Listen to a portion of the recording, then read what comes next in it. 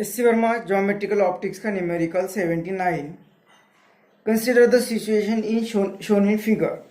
The elevator is going up with an acceleration of 2 meters per second square and the focal length of the mirror is 12 centimeters. All the surfaces are smooth and the pulley is light. The mass pulley system is released from the rest with respect to the elevator at t is equal to 0.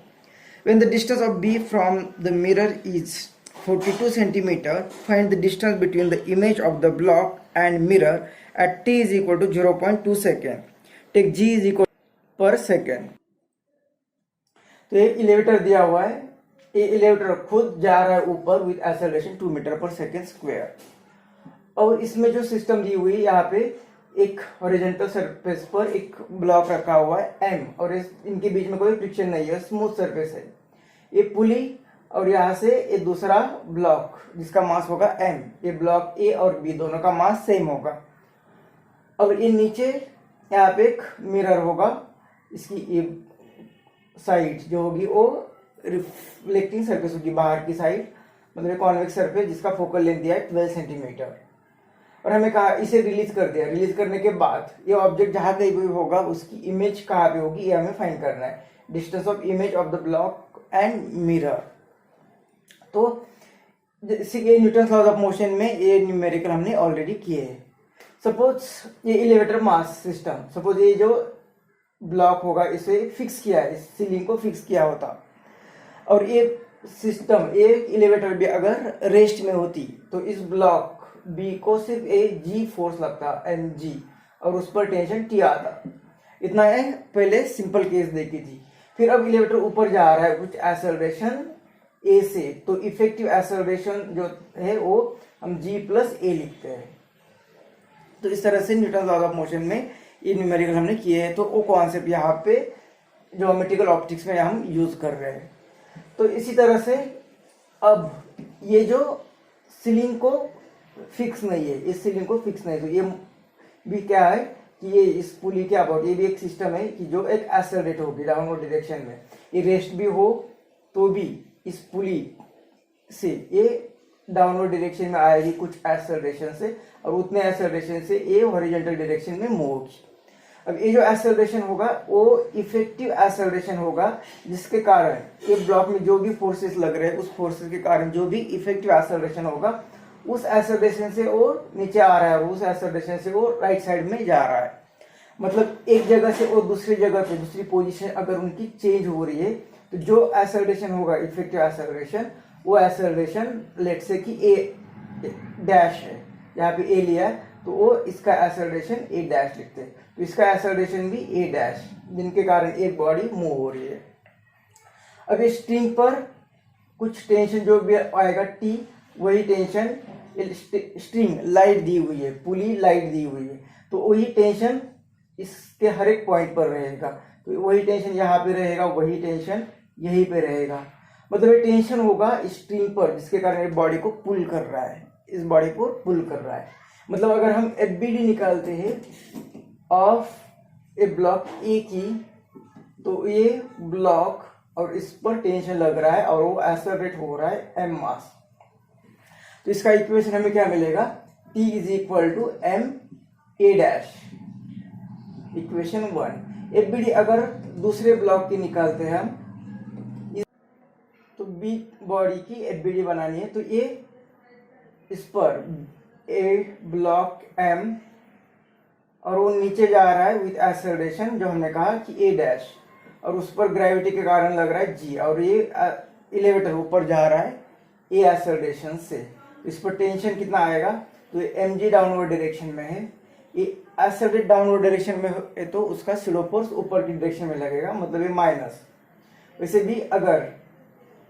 ये जी और दोनों acceleration एक ही direction में है तो effective acceleration हम minus करते हैं, जैसे कि एक वेलोसिटी v1 से ई डायरेक्शन में जा रही है और दूसरी बॉडी दूसरी डायरेक्शन में जा रही है तो एडिशन होगी अपोजिट डायरेक्शन सेपरेशन के कारण, लेकिन दूसरी बॉडी भी इसी डायरेक्शन में जा रही है v2 स्पीड से, तो उनका रिलेटिव वेलोसिटी जो होगी वो सब्ट्रैक्शन होगा। उसी तरह से एक्सेलरेशन एक ही डायरेक्शन में तो सब्ट्रैक्शन होगा एम ए डैश और वो एलिवेटर का जो एक्सेलरेशन है वो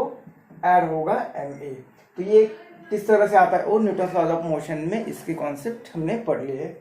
तो ये सेकेंड इक्वेशन। अब टेंशन थ्रू आउट सेम रहेगा, मतलब फ्रॉम 1 and 2 इसकी राइट साइड ए सेम, मतलब M A dash is equal to M G minus M A dash plus M A, ये equation 3।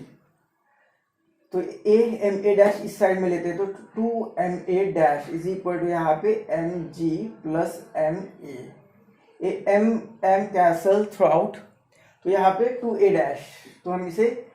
A dash is equal to यहाँ पे जी plus ए, ये 2 यहाँ पे डिवाइड होगा, तो इतना वो एक्सेलरेशन होगा जिस एक्सेलरेशन से बॉडी की मोशन हो रही है, मतलब ये एक्सेलरेशन इतने एक्सेलरेशन के कारण हो रहा है, मतलब जो भी डिस्प्लेसमेंट होगा इतने एक्सेलरेशन के कारण हो रहा है। तो हमें कहा है कि t is equal to 0.2 second के बाद, t is equal to 0.2 second के बाद हमें इसकी इमेज फाइंड करनी है। तो after distance travelled in 2 point in t is equal to 0.2 second, तो s is equal to U T plus, लेकिन u इनिशियल वेलोसिटी 0 है, तो ये आएगा 1/2, ये इफेक्टिव एक्सेलरेशन, इसे a डैश लिखते a t स्क्वायर, तो s is equal to 1/2, a की value a, g plus a/2 और t स्क्वायर, तो वैल्यू पुट करेंगे तो 1/2, g की वैल्यू 10 लेने के लिए बोला है, ये जो होगा ये एक्सेलरेशन 2 दिया हुआ है डिवाइडेड बाय 2 और एक टाइम दिया है 0.2 सेकेंड, इसका स्क्वायर करेंगे तो s is equal to 1/2 into 10 plus 2 12, ये 2 और ये 4 इंटू 10⁻², तो ये 2 इंटू 2 4 और ये 4 गए, तो s is equal to 12 into 10⁻² metre, इतना डिस्टेंस ट्रेवल होगा, मतलब s इज इक्वल टू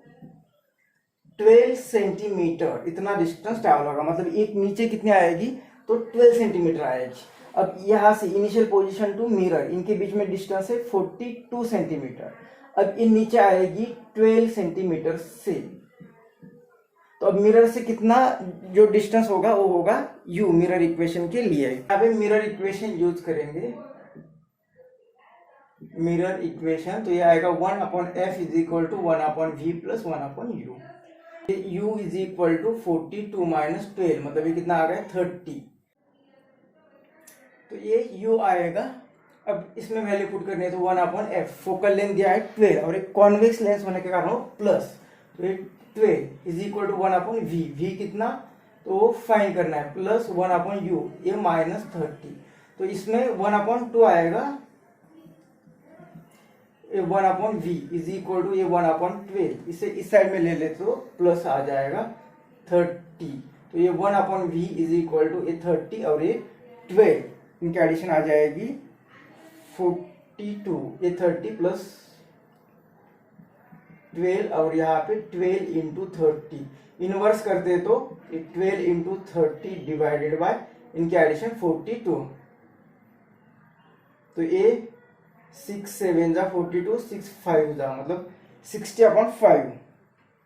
ये आएगा v इज इक्वल टू 60/7, तो इस 7 v इज इक्वल टू 6 7 8 जा 56, 4 डेसिमल दिया 40, तो ये 7 5 जा 35, 5 बचेंगे तो 50, तो 7 7 जा 49, इतना सेंटीमीटर, तो ये भी आएगी इमेज।